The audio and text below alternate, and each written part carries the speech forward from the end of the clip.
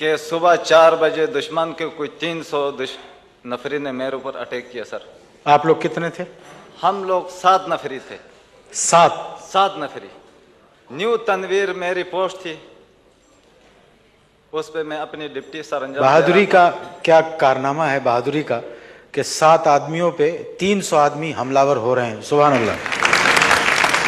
ये कामयाबी उस वक्त तक थी जब तक आपका दुश्मन की फौज से सामना नहीं हुआ था, और इनका ख्याल ये था कि जून से पहले जो है उसको दुश्मन को पता ही नहीं चलेगा कि हम यहाँ पर आकर बैठ गए।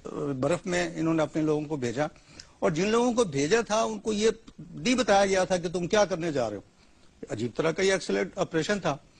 मैंने तमाम कमांडिंग ऑफिसर से और तमाम ब्रिगेड कमांडरों से एक ही सवाल किया कि ये बताइए कि ये जो आप कर रहे हैं, जो जहां जा रहे हैं, what are the aims and objectives of this operation. मुझे किसी से इसका जवाब नहीं मिला। इसे कहते हैं बहादुरी जी। मैं 4 बजे दुश्मन को कैप्चर कर चुका था। मैं सिर्फ इंतजार में था कि वो क्लोज हो जाएं, उस वक्त मैं उन पे फेर गिराऊं, क्योंकि उनका ज्यादा से ज्यादा नुकसान हो जाए। अचानक खुदा के करना भी ऐसा हुआ, 5 बजे के करीब उन्होंने एक जगह में सटे कर लिया, और मामूली उन्होंने एचटी कुकर पर चाय की तैयारी किया, आधा कप चाय पियेंगे। जब वो चाय की तैयारी कर उस वक्फे में क्लोज होते मैंने अपना गन का फायर खोल लिया, एलएमजी का, जिसमें मछलियों की तरह मछली पानी से बाहर निकाला तो किस तरह उभरती, इस तरह बस बर्फ के ऊपर उछलने लगी। इंडियंस के पास रीइंफोर्समेंट थी, सप्लाईज वो रिकैप्चर कर रहे, सारा कुछ कर रहे। हमारे पास सप्लाईज भी नहीं थी, हमारे राशंस खत्म हो रहे थे, वी वर डग इन, हमारे पास रिसोर्सेज खत्म हो रहे थे, और लॉसेस, मैसिव लॉसेस हो रहे थे, because we were in bunkers, और वो कोई बाहर निकलते तो वो उनके एयरफोर्स ऊपर फिर रही थी। सो मतलब वी वर बीइंग पाउंडेड, और तो उस वक्त हमारी जो कैजुअलिटीज थी बढ़ रही थी, और लोगों, हमारे सोल्जर्स के rations had run out, starvation was setting in, technically बड़ा बुरा हाल हो चुका था। तो जमीन से बोफोर्स तोपों और आसमान से इंडियन एयरफोर्स ने पाकिस्तानी फौज का हाल बेहाल कर दिया। उन्हें समझ ही नहीं आ रहा था कि करें तो क्या करें। न बचने का रास्ता था, न भाग निकलने का। गोलियां नहीं थी, गोला बारूद नहीं थे, राशन नहीं था। पाकिस्तानी फौज भूखों मर रही थी। लेकिन यहां पर पाकिस्तानी फौज के कुछ जवान भूखे पेट भी लड़ने को तैयार थे। उनकी तारीफ तो बनती है, क्योंकि वायरलेस पर वो रोटी नहीं, गोली उनका दबाव बनाया। तकरीबन कोई 150 के करीब नफरी उसी जगह में लेट ही रहे। पूरा बर्फ का एरिया खून ही खून नजर आ रहा था, लाशों के ढेर लग गए थे। मैंने खड़ा होकर एक नारा लगाया, और दूसरी बात मैंने उनको कहा, भाई साहब आ जाओ, अभी पीछे भागने का वक्त नहीं, आगे बढ़ो। हलवा मैंने तैयार किया है, मेरा नाम फिरोज खान है, मेरे साथ हलवा खाएं, फिर आप लोग वापस जाएं, मैं आप लोगों को कुछ भी नहीं करूंगा। लेकिन जो भागे उन्होंने न बर्फ को देखा, न उन्होंने बोल्डर देखा, न उन्होंने कोई खड्डा देखा। वो ऐसे भाग रहे थे कि जैसा कि मैं कहता हूं कि कोई पागल कुत्ता इस किस्म का नहीं भागता।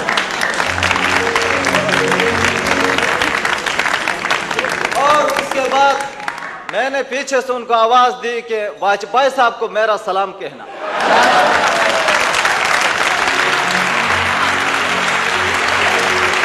बहुत शुक्रिया। उसके बाद तीसरा नंबर पर मैंने उनसे अर्ज किया, भाई ये तकलीफ आप क्यों करते हैं, आप आगे बढ़े, हम सब मिलकर कश्मीर को आजाद करते हैं। बहुत शुक्रिया।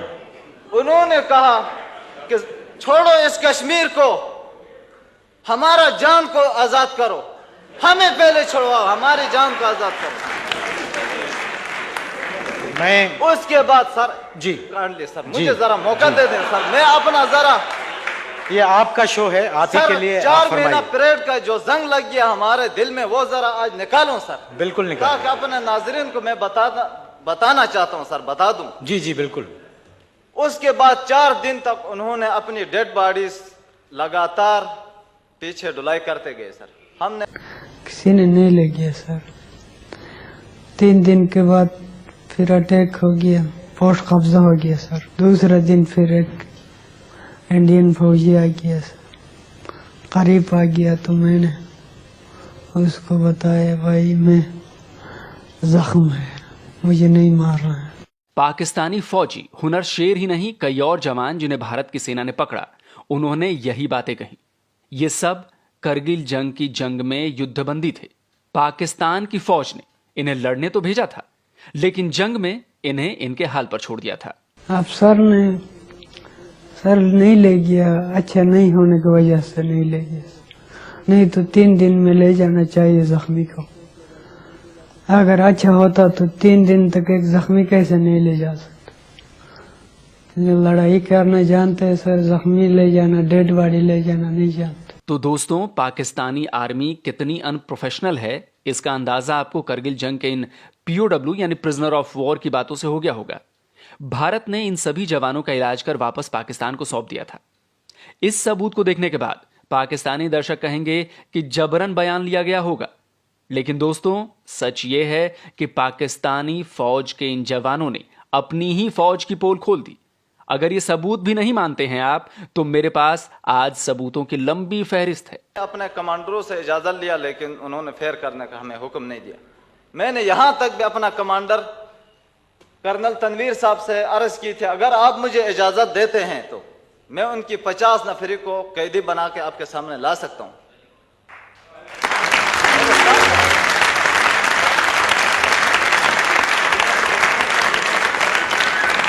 कर्नल साहब ने फरमाया, सर उनकी 100 और 200 नफरी से भी आपकी जान मुझे ज्यादा अजीज है, क्योंकि उधर कुछ जख्मी हो सकते हैं या पीछे और कोई बंदे उनके गाल लगा के बैठ सकते हैं, आपको कैप्चर करेंगे या आपको नुकसान कर सकते हैं, इसलिए मैं आपको नहीं भेज दूंगा।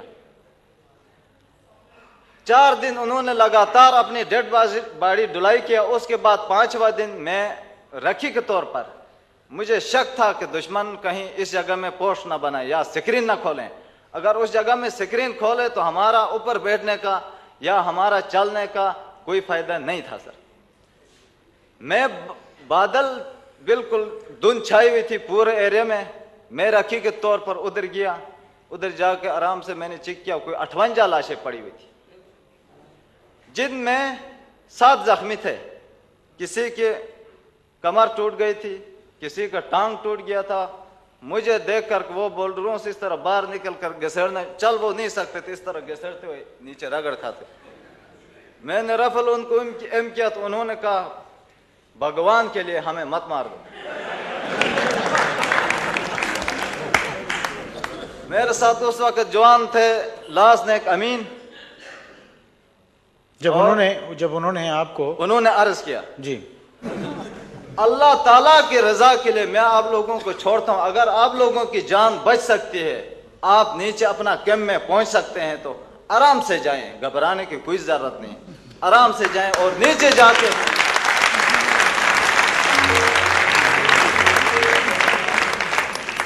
अपने जवानों से कहें कि ताजा दम इस एरिया में भेज दे, क्योंकि यहां पे फिरोज खान बैठा हुआ है। ताजा दम जवान।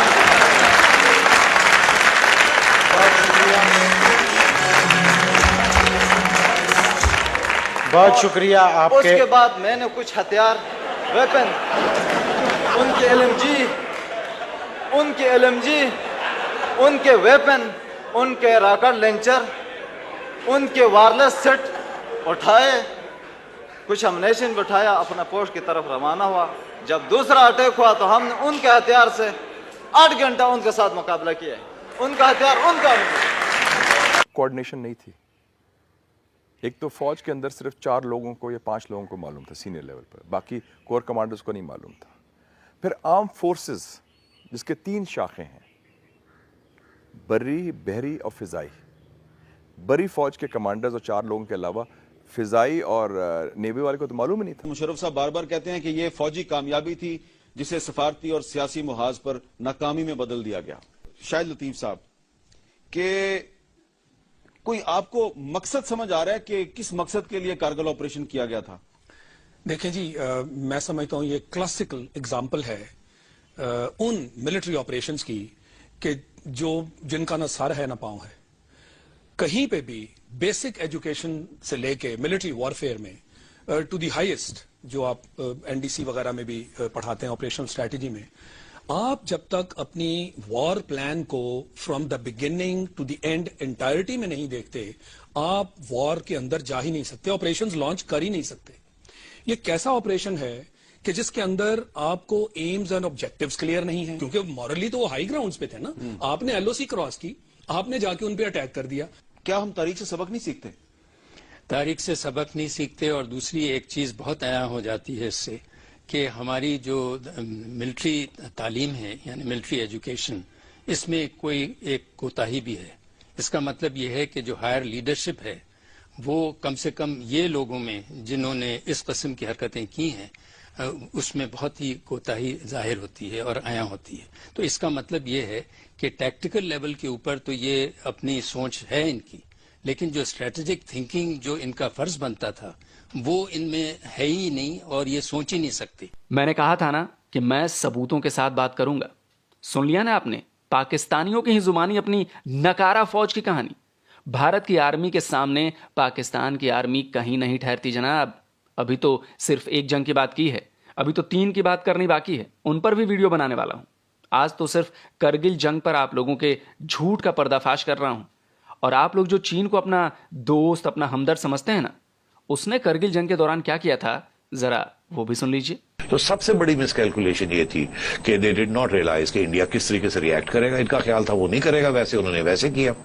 और इनका ये ख्याल था कि कश्मीर के अंदर भी कुछ उभरेगा, कुछ होगा, वो भी कुछ नहीं हुआ।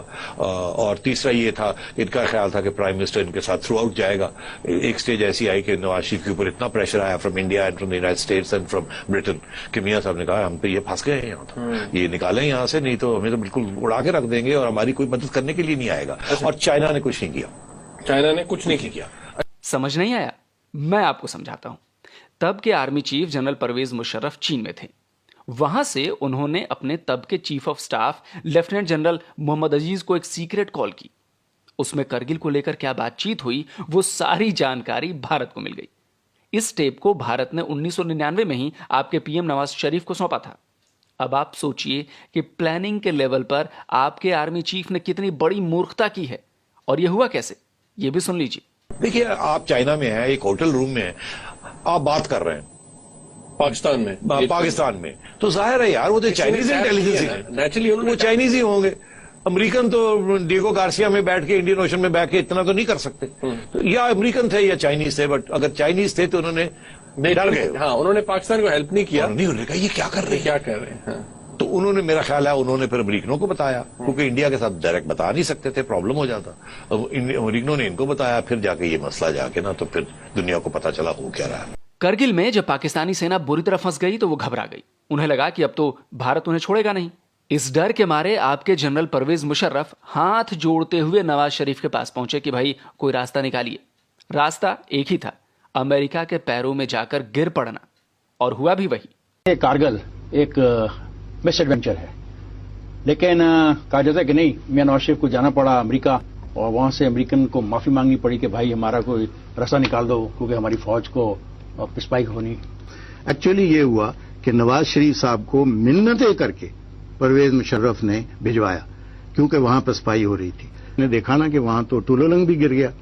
उसके बाद ये सारा इसको बुखार चढ़ा, तो टुलोलंग मेरा ख्याल है 2 तारीख को ही गिरा था। तो Musharraf requested, Nawaz Sharif he requested कि जी आप जाएं अमेरिका जाएं और इंटरवीन करवाएं, इसको क्लिंटन से इंटरवीन करवाएं। और जो ही वो चले गए, इसने एकदम शुरू कर दिया ये प्रोपेगेंडा कि हम तो जीत रहे थे, अब ये चला गया, हमें वहां जाके एक्सेप्ट कर लेगा। तो आप ये कहना चाह रहे हैं ये शख्स दोगला है? बहुत दोगला है, बहुत दोगला और झूठा। तो फिर मियां साहब ने क्लिंटन के साथ राब्ता किया और क्लिंटन को मिलने गए। और वहां जो हुआ वो फिर स्ट्रोप टैबलेट साहब हैं जिन्होंने पूरी किताब, एक चैप्टर पूरा लिखा है, क्योंकि वो नोट्स ले रहे थे। और उसमें फिर उन्होंने बताया कि मियां साहब ने, बेसिकली मियां साहब ने जाके कहा हमें यहां से निकालें। उन्होंने कहा निकालेंगे, आपको मिलेगा कुछ नहीं। उन्होंने कहा जी उनको कहीं विड्रॉ करें, ये करें, ऐसा कुछ नहीं, आप निकलेंगे। उन्होंने कहा जी उसको सीज फायर करने का, सीज फायर भी नहीं, वो तो नहीं छोड़ेंगे जब तक आप निकलेंगे नहीं। तो मतलब इट वॉज वो जुलाई 4 उनकी छुट्टी का दिन, और वहां वो जबरदस्ती मियां साहब पहुंचे, डेस्परेट। उनका आना ही इस स्टेज पे ऐसे लगता था आउट ऑफ शेयर डिफीट। तो मतलब बुरे हालात थे पाकिस्तान के उस वक्त, सियासी तौर पे भी और मिलिटरीली भी। और then we had to withdraw, और विड्रॉल में भी वो शेलिंग करते रहे।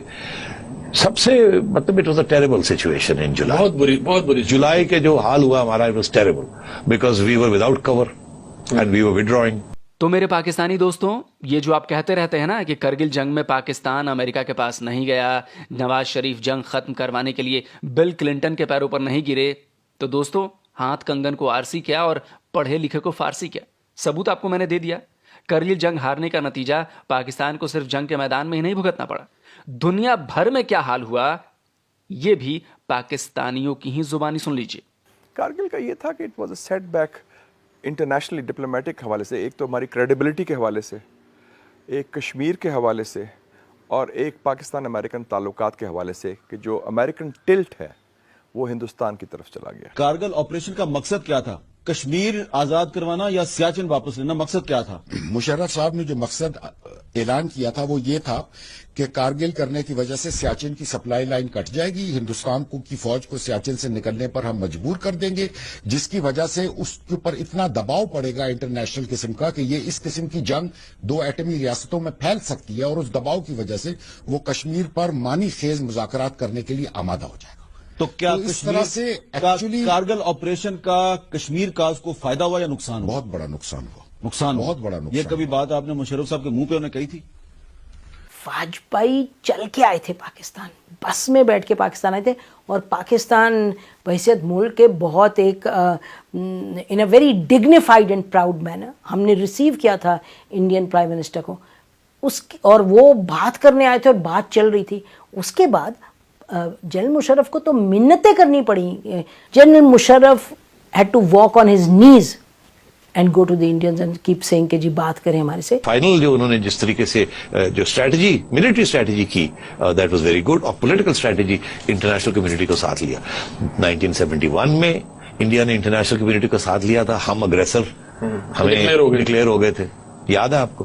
और अभी भी वही हुआ, और हम हमेशा आइसोलेट हो जाते हैं और हमें इंडिया जो है वो इंटरनेशनल डिप्लोमेसी की उसकी बेहतर है, हमारी नहीं है, सीधी सी बात। We get pipped. तो दोस्तों, जैसा कि मेरा वादा था, एक भी हिंदुस्तानी को बतौर सबूत पेश नहीं किया मैंने। पाकिस्तानियों की जुबानी करगिल जंग की हकीकत आपके सामने रखी। किस तरह पाकिस्तानी फौज ने एक बेहद बुरा और निचले दर्जे का मिलिट्री ऑपरेशन प्लान किया, किस तरह उन्हें शिकस्त झेलनी पड़ी, और किस तरह दुनिया भर में पाकिस्तान आर्मी की तथाकथित काबिलियत के बारे में पता चला उन लोगों के लिए जिन्होंने कमेंट में 4 जंगों के बारे में लिखा है कि 71 को छोड़ पाकिस्तान कभी नहीं हारा। तो भाइयों, करगिल का सच आपके सामने ला दिया मैंने। बाकी जंगों में क्या हुआ था वो भी लाऊंगा। वैसे मुझे यह भी पता है कि पाकिस्तानी दर्शकों को मिर्ची लगेगी, लेकिन दोस्तों यही सच्चाई है। सच को स्वीकार करें, कम से कम हमारी नहीं तो अपने लोगों की बातों पर भरोसा करें। आपके दिमाग में जो झूठ भरा जाता है ना,